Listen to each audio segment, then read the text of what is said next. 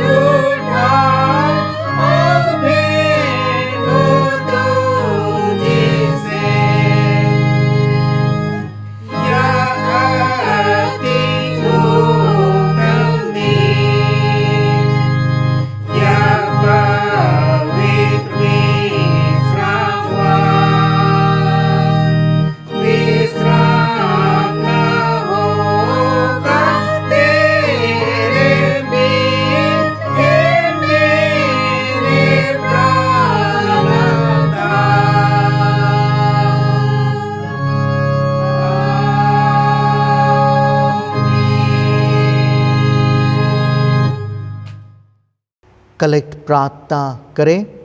हे प्रभु, हमारी सहायता करके हम तेरे जीवनदायक वचन को विश्वास से ग्रहण करें, ताकि वह हमारे हृदय में जड़ जमा सके और हमारे जीवन में फल उत्पन्न करें। हमारे प्रभु यीशु ख्रिस्त के द्वारा, जो तेरे और पवित्र आत्मा के साथ एक परमेश्वर अब और सदा जीता और राज्य करता है, आमीन। हम सब प्रार्थना करें अपने डायसिस के लिए।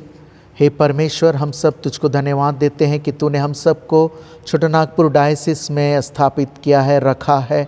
हम सब प्रार्थना करते हैं कि परमेश्वर तेरी इच्छा कार्य करे और डायसिस के सभी विश्वासी जनों के क्रमबद्ध विकास में तेरा वचन सहायक हो, और जितने लोग परमेश्वर इस डायसिस की अगुवाई करते हैं, सभी लोग तेरे वचन के प्रकाश में पूरे विश्वासियों की अगुवाई करें।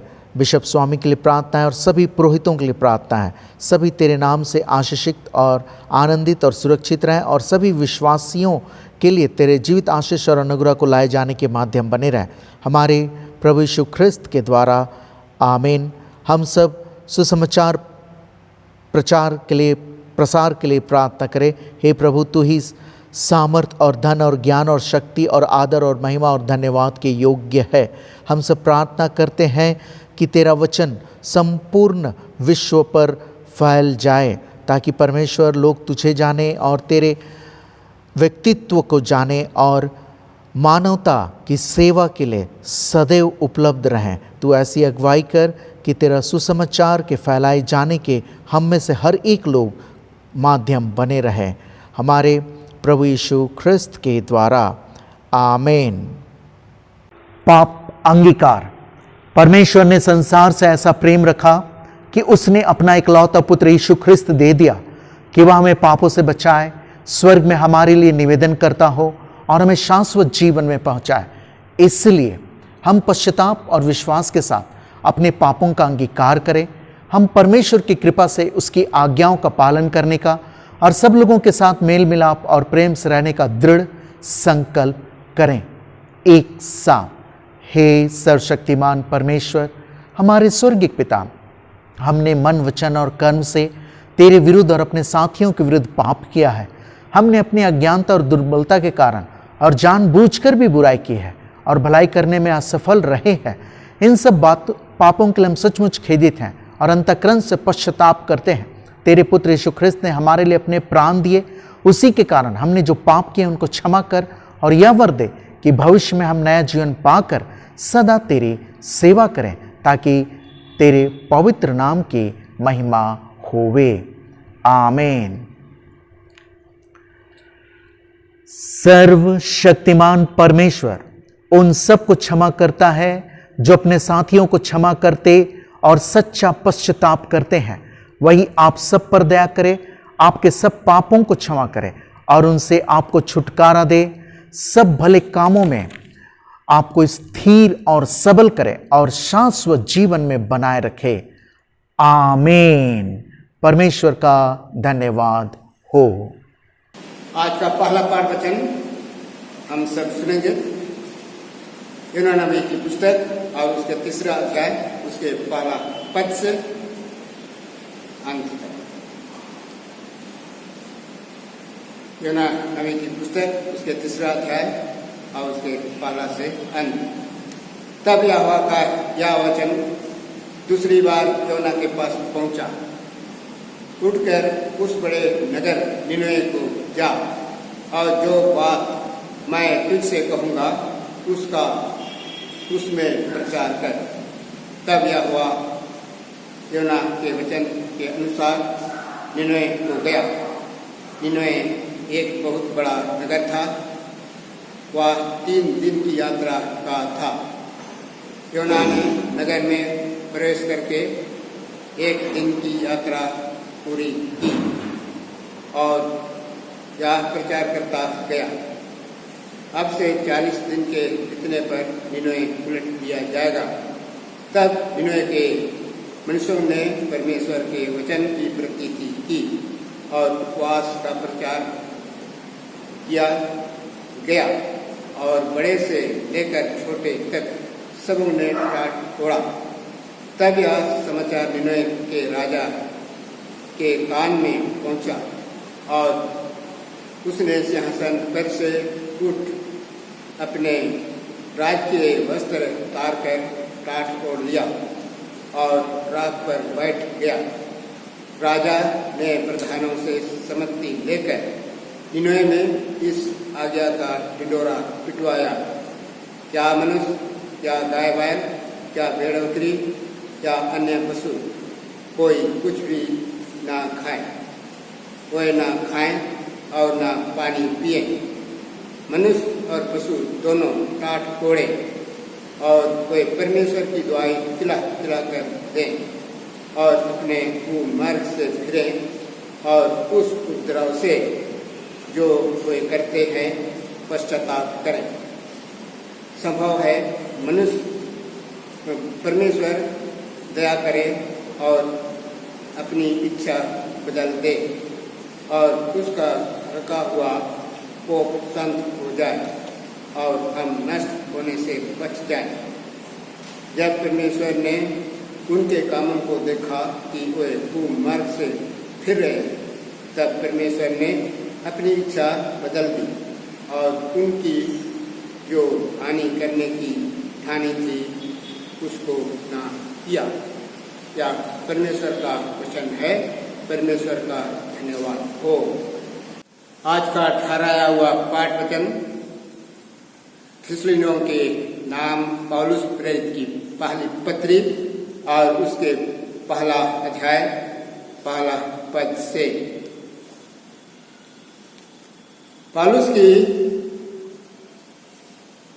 पौलुस और सिलवानुस और तीमुथियुस की ओर से थिस्सलुनीकियों की कलीसिया के नाम जो परमेश्वर पिता और प्रभु यीशु मसीह में है, अनुग्रह और शांति तुम्हें मिलती रहे। हम अपनी प्रार्थनाओं में तुम्हें स्मरण करते और सदा तुम सबके विषय में परमेश्वर का धन्यवाद करते हैं और अपने परमेश्वर और पिता के सामने तुम्हारे विश्वास के काम और प्रेम का परिश्रम और हमारे प्रभु यीशु मसीह में आशा की दृढ़ता को लगातार स्मरण करते हैं। हे भाइयों, परमेश्वर के प्रिय लोगों, हम जानते हैं कि तुम चुने हुए हो, क्योंकि हमारा सुसमाचार तुम्हारे पास न केवल शब्द मात्र ही में वरन सामर्थ और पवित्र आत्मा में और बड़े निश्चय के साथ पहुंचा है। जैसे तुम जानते हो कि हम तुम्हारे लिए तुम्हारे बीच में कैसे बन गए थे। तुम बड़े क्लेश में पवित्र आत्मा के आनंद के साथ वचन को मानकर हमारी और प्रभु की सी चाल चलने लगे। यहाँ तक कि मकीदुनिया और अखाया के सब विश्वासियों के लिए तुम आदर्श बने, क्योंकि तुम्हारे यहाँ से न केवल मकीदुनिया और अखाया में प्रभु का वचन सुनाया गया, पर तुम्हारे विश्वास की जो परमेश्वर पर है हर जगह ऐसी चर्चा फैल गई है कि हमें कहने की आवश्यकता ही नहीं, क्योंकि वे आप ही हमारे विषय में बताते हैं कि तुम्हारे पास हमारा आना कैसा हुआ और तुम कैसे मृतों से परमेश्वर की ओर फिरे, ताकि जीते और सच्चे परमेश्वर की सेवा करो और उसके पुत्र के स्वर्ग पर से आने की बाट जोते रहो, जिसे उसने मरे हुओं में से जिलाया, अर्थात यीशु की, जो हमें आने वाले प्रकोप से बचाता है। या परमेश्वर का वचन है। परमेश्वर का धन्यवाद हो।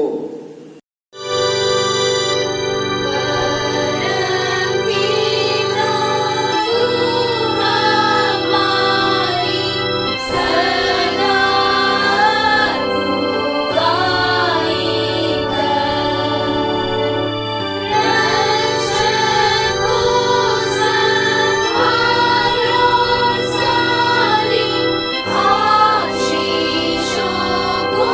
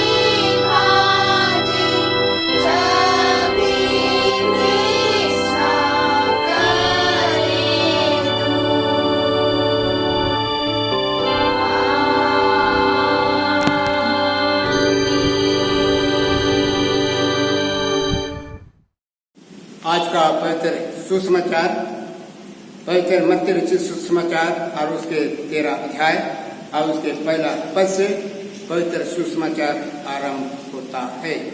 हे प्रभु यीशु ख्रिस्त, तेरी महिमा हो। पवित्र मत्ती रचित सुसमाचार उसके 13 अध्याय और उसके पहला पद से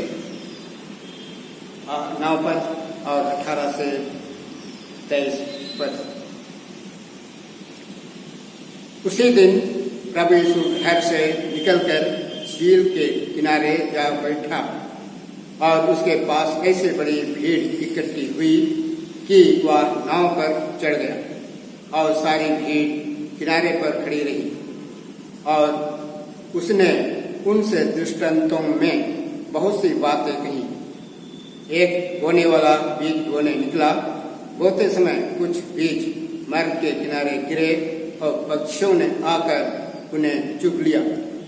कुछ बीज पथरीली भूमि पर गिरे जहां उन्हें बहुत मिट्टी न मिली और गहरी मिट्टी न मिलने के कारण वे जल्द उग आए।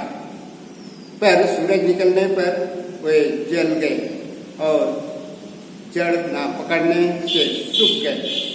कुछ बीज झाड़ियों में गिरे और झाड़ियों ने बढ़कर उन्हें दबा डाला।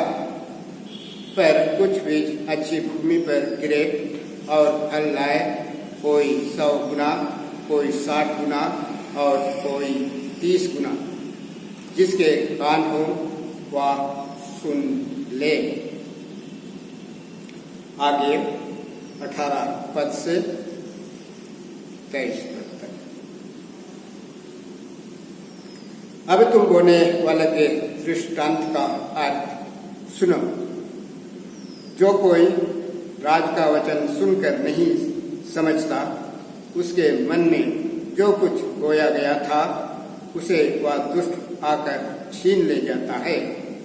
या वही है जो मार्ग के किनारे बोया गया था और जो पथरीली भूमि पर बोया गया था, या वह है जो वचन सुनकर तुरंत आनंद के साथ मान लेता है, पर अपने में जड़ न रखने के कारण वह थोड़े ही दिन का है और जब वचन के कारण क्लेश या उपद्रव होता है तो तुरंत ठोकर खाता है। जो झाड़ियों में बोया गया, क्या वह है जो वचन को सुनता है, पर इस संसार की चिंता और धन का धोखा वचन को दबाता है और वह फल नहीं लाता। जो अच्छी भूमि में बोया गया है, या वह है जो वचन को सुनकर समझता है और फल लाता है, कोई 100 गुना, कोई 60 गुना और कोई 30 गुना। या यीशु ख्रिस्त का सुसमाचार है। हे प्रभु यीशु ख्रिस्त, तेरी स्तुति हो। प्रभु में मेरे प्रियो, आप सभी का फिर से स्वागत है। हम सब आज के सुसमाचार में जिन बातों को हम लोगों ने सुन लिया है, उन बातों पर हम सब मिल जुलकर मनन करेंगे। और प्रभु यीशु को हम सब ने अपने अपने जीवन में अलग अलग तरीकों से हम सब ने ग्रहण किया है। कोई प्रभु यीशु के दृष्टांतों के अनुसार प्रभु यीशु को ग्रहण करते हैं, कोई प्रभु यीशु के चमत्कारों को के विषय में सुनकर पढ़कर प्रभु यीशु को ग्रहण करते हैं, कोई प्रभु यीशु को अपना व्यक्तिगत उद्धारकर्ता के रूप में ग्रहण करते हैं और उसके दूसरे आगमन के विषय में प्रतीक्षा कर रहे हैं।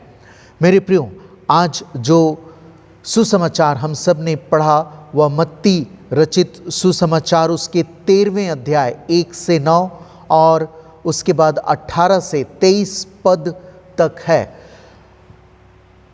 मत्ती रचित सुसमाचार उसके 13वें अध्याय में हम सब लगभग 7 दृष्टांतों को पाते हैं। और अगर हम सब मत्ती रचित सुसमाचार 13वें अध्याय के 3 पद से आगे बढ़ेंगे तो वह जो शब्द आता है उसमें लिखा है कि और उसने उनसे दृष्टांतों में बहुत सी बातें कहीं कि देखो एक बोने वाला बीज बोने निकला। ये झील के किनारे उपदेश दिया जा रहा है प्रभु यीशु के द्वारा, और यहाँ पर दृष्टांत शब्द का वर्णन है। और दृष्टांत जो शब्द है अंग्रेजी में जिसको पैराबल कहते हैं, ये एक ग्रीक शब्द से आया है जिसका मतलब होता है अंग्रेजी में टू थ्रो अलोंग साइड, यानी कि साथ में फेंकना। और दृष्टांत का मतलब होता है कि जब आप कोई शिक्षा दे रहे हैं, उस शिक्षा के साथ में जब आप उदाहरण देते हैं तो वो दृष्टांत कहलाता है। और दृष्टांतों के द्वारा प्रभु यीशु ने परमेश्वर के राज्य की गहराई को बड़ी सरलता से लोगों को समझा दिया। और दृष्टांत के विषय में यह भी एक स्वीकार योग्य बातें हैं कि जो हमें शिक्षा देता है, जो गुरु है जो हमें शिक्षा देते हैं, अगर वो केवल शिक्षा देते हैं तो वो एक हाथ से हमारा निर्माण कर रहे हैं, लेकिन जो शिक्षा के साथ साथ उदाहरण देते हैं वह दोनों हाथ से हमारा निर्माण कर रहे हैं। प्रभु यीशु हम सब के व्यक्तित्व का, हम सब के जीवन का वो दोनों हाथ से निर्माण कर रहे हैं। शिक्षा और दृष्टांत वो दोनों हाथ से वो हम सबको निर्माण कर रहे हैं, हम सब का निर्माण कर रहे हैं। और ये आप पूरे यीशु मसीह के सेवकाई में, जीवन में आप पाएंगे। यहाँ पर मेरे प्रियो, जो हम सब ने पाया है कि पहला दृष्टांत जो हम सबको मिलता है वह गलीली, जहाँ पर प्रभु यीशु ने अपने 12 चेलों को चुना, बुलाया। और आज और इस पद के अनुसार जो हम सब देख रहे हैं वो मत्ती 13 अध्याय के दूसरे पद से आगे जब पढ़ रहे हैं तो यहाँ पर प्रभु यीशु बीज बोने वाले के विषय में दृष्टांत दे रहे हैं, बीज बोने वाले के विषय में। और दृष्टांत एक शब्द भेद है जिसमें प्रतिदिन के अनुभवों से सिखाया जाता है, नैतिक या आत्मिक सत्य को समझाया जाता है।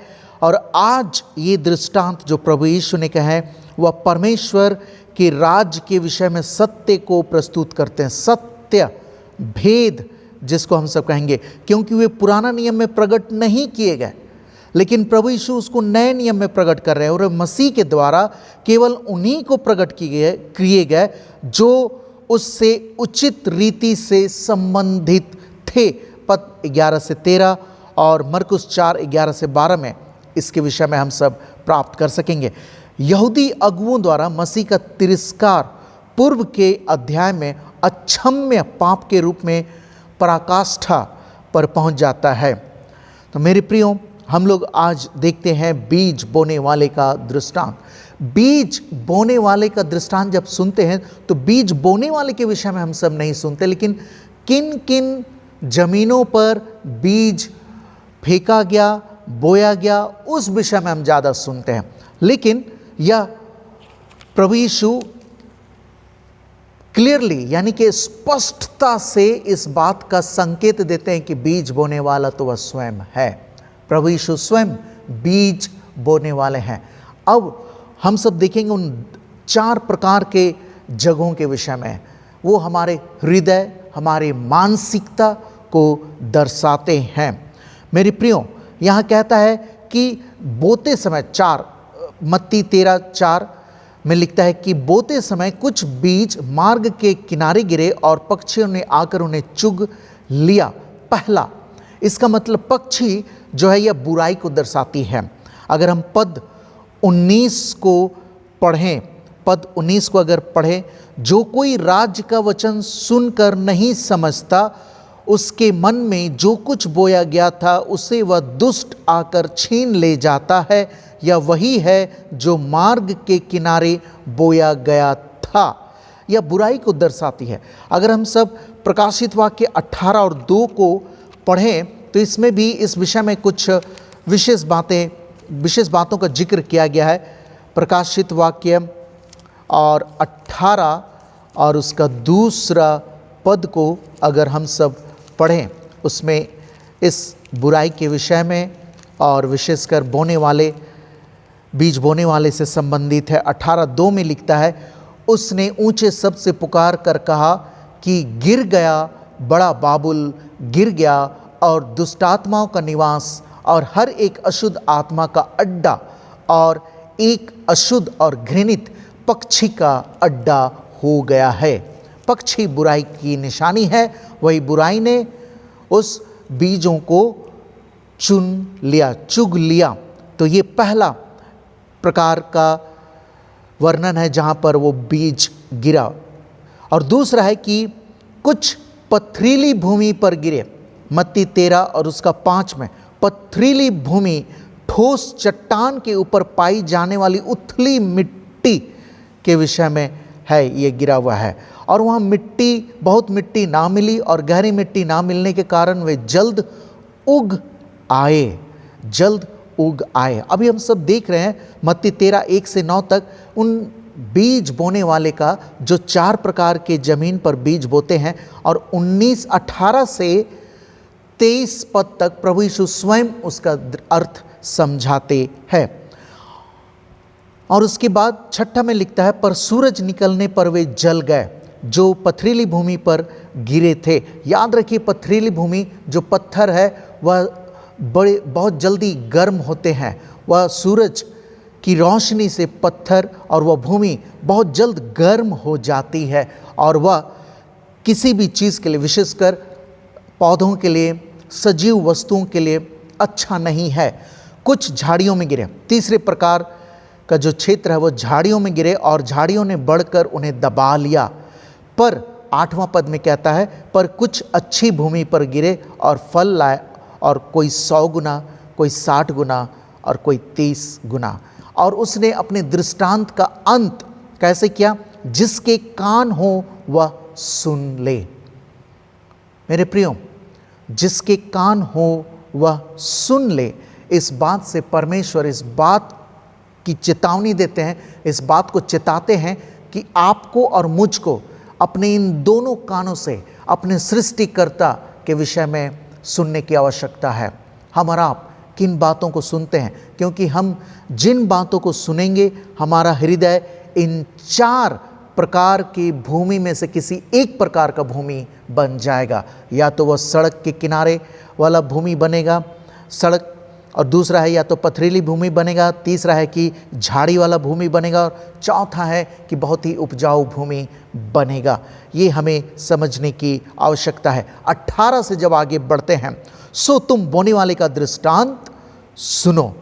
18 पद से आगे जो बातें हैं, मैं 13 से 15 पदों को भी के विषय में भी कुछ कहना चाहूँगा कि जो प्रभु यीशु का तिरस्कार कर रहे थे वे इस नई सच्चाई को नहीं समझ पाएंगे, जैसा कि यशाया ने भविष्यवाणी की थी, यशाया 6:9 से 10 में।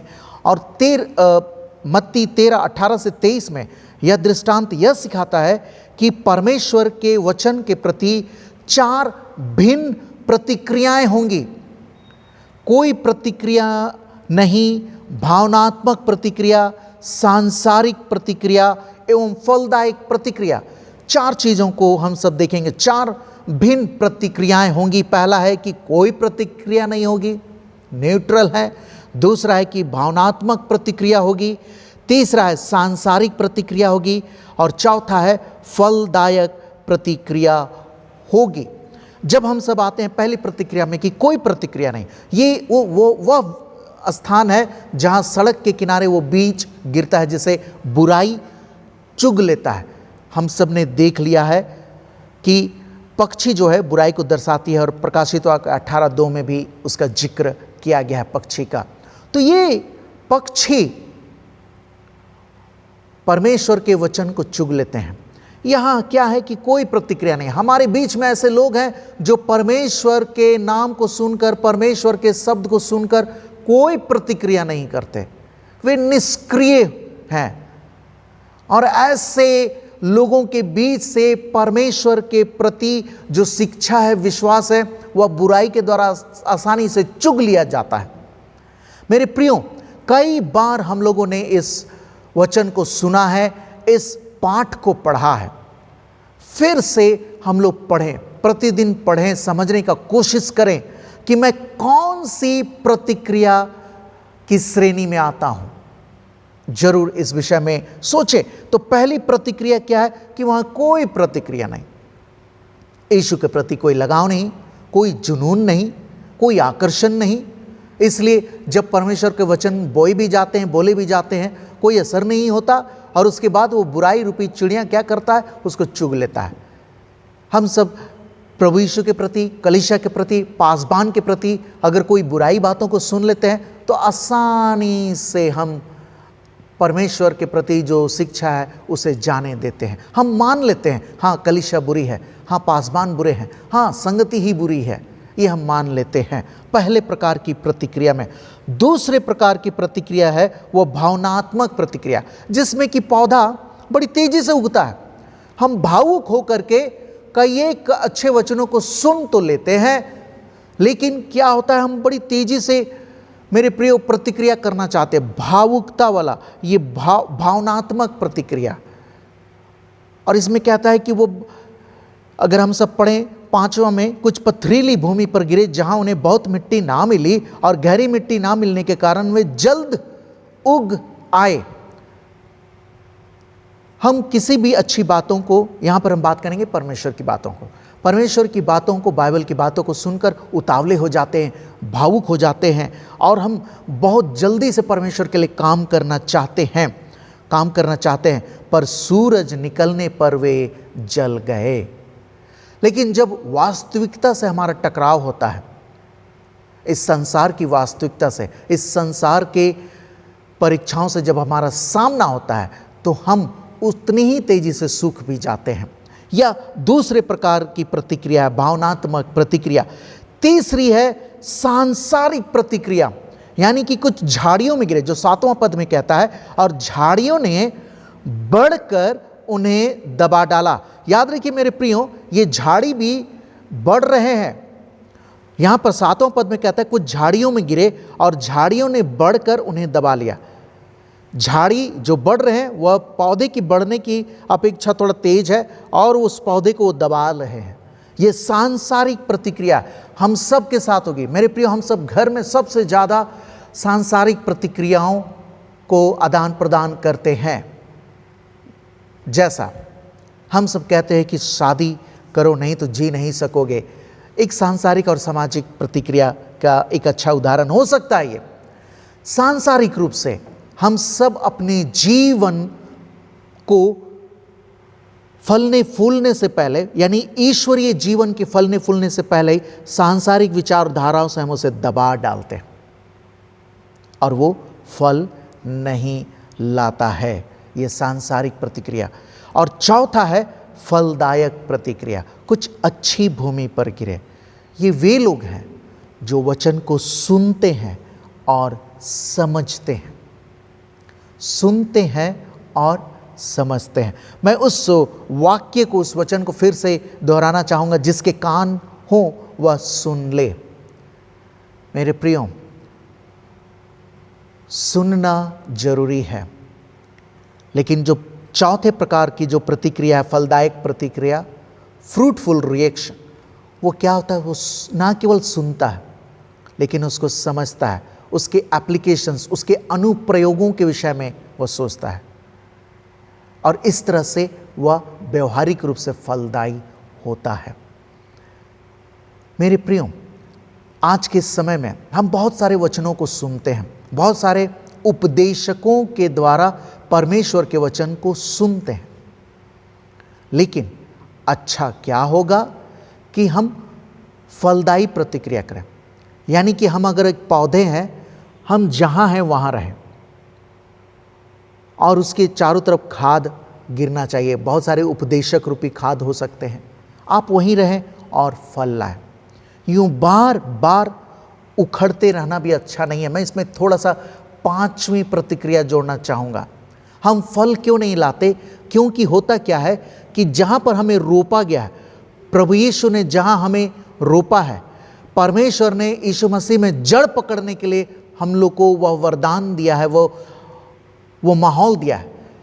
तो हम सब मेरे प्रियो 5वीं प्रतिक्रिया जो सब प्रकार के भूमि पर जा जाके वही जब पौधा हो जाते हैं तो हम उन बाकी 3 प्रकार की भूमि पर जाकर लगना चाहते हैं।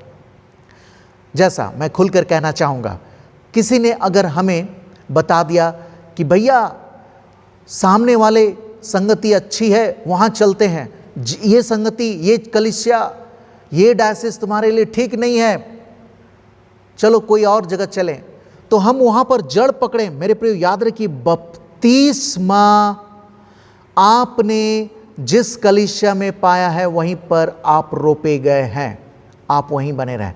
लेकिन हम जब बड़े होते हैं तो क्या होता है, बहुत सारे प्रकार के भटकाव वाली बातों को सुनते हैं और उखड़ करके फिर हम चले जाते हैं। कोई कहता है कि वो संगति अच्छी है और वहाँ चले जाते हैं, वहाँ लग जाते हैं। फिर कुछ महीनों या सालों के बाद हमें यह सुनने मिलता है कि भाई उससे भी अच्छा और एक जगह है जहाँ हम जा कर के आत्मिक प्रगति कर सकते हैं। फिर उखड़ करके हम चले जाते हैं उस जगह। फिर इसी तरह क्रम चलता रहता है। लेकिन आप और हम इस बात पर सहमत होंगे कि कितनी भी उपजाऊ भूमि क्यों ना हो, अगर हम उखड़ते रहेंगे और लगते रहेंगे, उखड़ते रहेंगे और लगते रहेंगे, तो फल नहीं लाएंगे वरन मर जाएंगे। प्रभु यीशु ने 4 प्रकार की भूमि का वर्णन किया, प्रतिक्रियाओं का वर्णन किया। मैं इसमें एक और जोड़ना चाहता हूं, 5वां प्रतिक्रिया, ढुलमुल प्रतिक्रिया। हम क्या वही तो नहीं कर रहे? आज हम इस संगति में, इस कलीसिया में रोपे गए, फिर कहीं हम बहक कर कहीं दूसरी संगति में जा रहे हैं, फिर बहक कर किसी तीसरी संगति में जा रहे हैं, चौथी संगति में जा रहे हैं। इस तरह से बार बार उखड़ते रहने से हम सूख जाएंगे, मर जाएंगे, फल नहीं लाएंगे। हमारा लक्ष्य है फल लाना, 100 गुना, 60 गुना, 30 गुना फल लाना अनिवार्य है। और आप और हम अगर फल नहीं ला रहे हैं मेरे प्रियो, पहला समीक्षा करें हम किस प्रकार की भूमि है। दूसरा, क्या हम ढुलमुल रवैये में हैं? ये 2 बातों को जरूर आप सोचें मेरे प्रियो। प्रभु यीशु ने 23वें पद में, मत्ती 13:23 में कहता है, जो अच्छी भूमि में बोया गया यह वह है जो वचन को सुनकर समझता है और फल लाता है, कोई 100 गुना, कोई 60 गुना, कोई 30 गुना। ये क्या होता है? हम सब को पौधे के रूप में प्रभु यीशु ने बताया। हम जब बहुत अच्छे उम्र में रहते हैं तो 100 गुना फल लाते हैं, धीरे धीरे हमारा समय बीतता जाता है तो 60 गुना व 30 गुना होते जाते हैं। लेकिन वो फल लाना बंद नहीं होता, कम हो सकता है लेकिन बंद नहीं हो सकता। मेरे प्रियो, हम उम्र की बढ़ती के अनुसार प्रभु यीशु के लिए और भी फल लावें, बहुतायत से फल लाएं।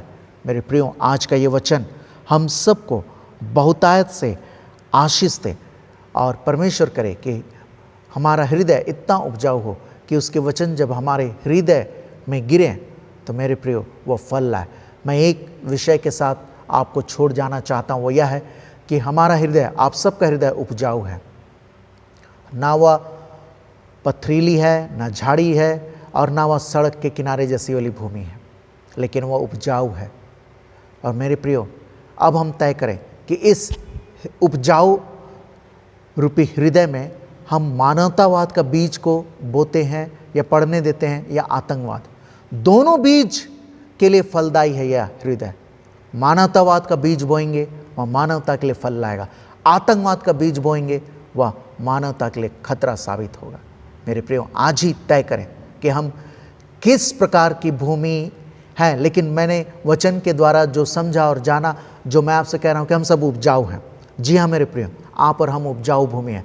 आज हम तय करें कि हम कैसे बीजों को अपने हृदय, उपजाऊ रूपी हृदय में गिरने देते हैं। मेरे प्रियो, बहुत सारी बातें और बिंदुओं को हम सब ने देखा है। आप अध्ययन करें, परमेश्वर की अगुवाई में आप और भी ज़्यादा वचनों को देख सकेंगे, पढ़ सकेंगे, सुन सकेंगे, समझ सकेंगे, और मेरा ये विश्वास है कि आप फल लाएंगे। आइए प्रार्थना करें। परमेश्वर, धन्यवाद देते हैं कि तूने हम में से हर एक को सुसमाचार के द्वारा आशीषित और अनुग्रहित किया है, और इस सुसमाचार में मनन करने के द्वारा जिन बातों को तूने हम सबको सिखाया है, हे परमेश्वर, वो हमारे हृदय में डेरा करे, जड़ पकड़े और फल लाए, 100 गुना, 60 गुना, 30 गुना। हे जीवित ईश्वर, हम सब की अगुवाई कर और जीवन भर हम सब के हृदय इस उपजाऊ भूमि की रखवाली करने के लिए तू ही हम सब की अगुवाई करता रह, हमारे प्रभु यीशु ख्रिस्त के द्वारा, आमीन। आइए हम सब एक साथ प्रेरितों के विश्वास वचन को कहने के द्वारा अपने विश्वास को दृढ़ाएं। एक साथ। मैं सर्वशक्तिमान पिता, स्वर्ग और पृथ्वी के सृष्टिकर्ता परमेश्वर पर विश्वास करता हूँ। मैं उसके इकलौते पुत्र हमारे प्रभु यीशु ख्रिस्त पर विश्वास करता हूँ। वह पवित्र आत्मा के सामर्थ्य से गर्भ में आया और कुंवारी मरियम से जन्मा। उसने पोंतुस पिलातुस के शासन में दुख भोगा। वह क्रूस पर चढ़ाया गया, मरा और गाड़ा गया और मृतकों के लोक में उतरा। तीसरे दिन वह जी उठा। वह स्वर्ग पर चढ़ गया और पिता की दाहिनी ओर विराजमान है। वह जीवतों और मृतकों का न्याय करने को फिर आएगा। मैं पवित्र आत्मा पर, पवित्र सार्वलौकिक कलीसिया पर, संतों की संगति, पापों की क्षमा, देह के पुनरुत्थान और अनंत जीवन पर विश्वास करता हूँ। आमीन। गीत नंबर 131 131।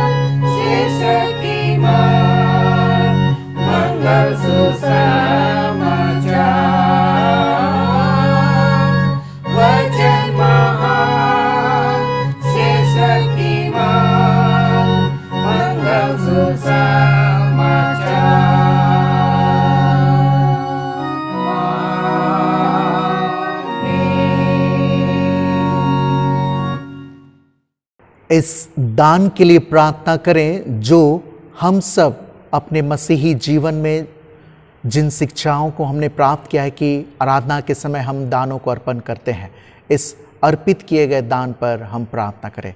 परमेश्वर, हम सब धन्यवाद देते हैं, तूने हम में से प्रत्येक विश्वासियों के जीवन को आशीषित किया है और अपने अनुग्रह से भर दिया है। इस आराधना के दरमियान हे परमेश्वर, हमने इन दानों को इकट्ठा किया है। यह दान तेरी कलीसिया की वृद्धि में भरपूरी से उपयोग किया जाए। जितने लोगों ने इस दान को इकट्ठा करने में योगदान दिया है वे सभी आशीषित बने रहें और यह दान परमेश्वर तेरे स्वर्गीय आशीषों को अनगिनत रूप से प्रत्येक विश्वासियों के जीवन में लाए जाने का माध्यम बने, हमारे प्रभु यीशु ख्रिस्त के द्वारा, आमीन। हमारे प्रार्थनाओं को संपूर्णता प्रदान करने के लिए एक साथ हम लोग प्रभु की प्रार्थना करेंगे। हे हमारे पिता, तू जो स्वर्ग में है, तेरा नाम पवित्र माना जाए, तेरा राज्य आए, तेरी इच्छा जैसे स्वर्ग में पूरी होती है वैसे पृथ्वी पर भी हो। हमारी दिन भर की रोटी आज हमें दे, हमारे अपराधों को क्षमा कर जैसे हमने अपने अपराधियों को क्षमा किया है। हमें परीक्षा में ना डाल परंतु बुराई से बचा, क्योंकि राज्य, पराक्रम और महिमा अब और सर्वदा तेरी ही है, आमीन। आइए समापन प्रार्थना करें।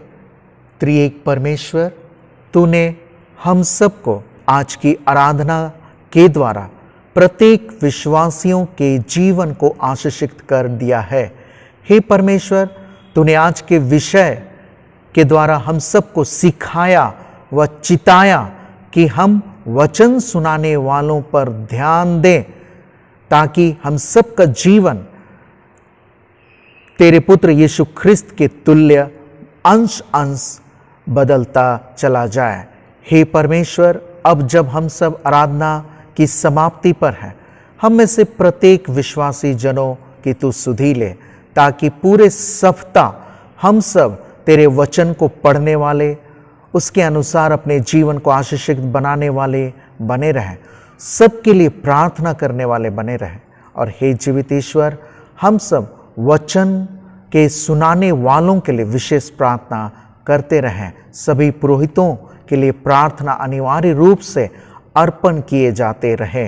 हे जीवित ईश्वर, हम सब जब इस आराधना के पश्चात अपने अपने परिवार, अपने मित्रों और दोस्तों से टेलीफोन या अन्य सोशल मीडिया के द्वारा संपर्क में रहेंगे, तो हम सब की तू अगुवाई कर कि हम सकारात्मक बातों के द्वारा जुड़े रहें और हमारी जीवन में नकारात्मक बातें कभी ना प्रवेश करने पावे। इस पूरी आराधना में अगुवाई देने के लिए धन्यवाद और प्रार्थना है कि हम सब के साथ जीवन भर और विशेषकर इस पूरे सप्ताह भर हम सब की अगुवाई करता रहे, हमारे प्रभु यीशु ख्रिस्त के द्वारा, आमीन। परमेश्वर की शांति जो सारी समझ से परे है, परमेश्वर के और उसके पुत्र हमारे प्रभु यीशु ख्रिस्त के ज्ञान और प्रेम में आप सबके हृदय और विचारों को सुरक्षित रखे और सर्वशक्तिमान परमेश्वर पिता, पुत्र और पवित्र आत्मा की आशीष आप सभी पर हो और आपके साथ सर्वदा रहे, आमीन, आमीन, आमीन।